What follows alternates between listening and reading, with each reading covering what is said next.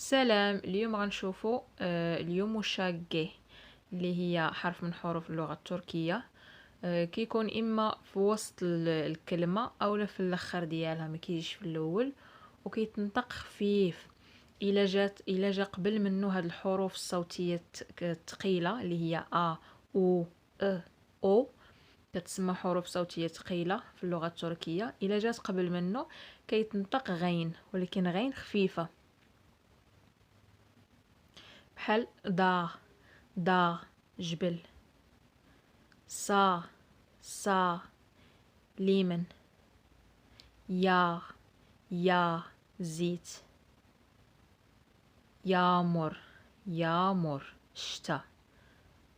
انا كتنطق غين ولكن خفيفه بزاف. اولم ولدي. سوق بارد، هي شي حاجه بارده. يورت هو اليوغورت. يعني كتنطق ديك الغين خفيفه. ولا جا قبل منه الحروف الصوتيه الخفيفه اللي هي اي او او، تقريبا ما كيتنطقش نهائيا.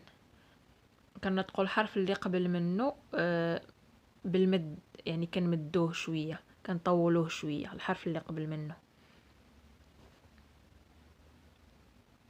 بحال ديون عرس اولا زفاف. ييت شجاع. أورانجي تلميذ. öğretmen أستاذ.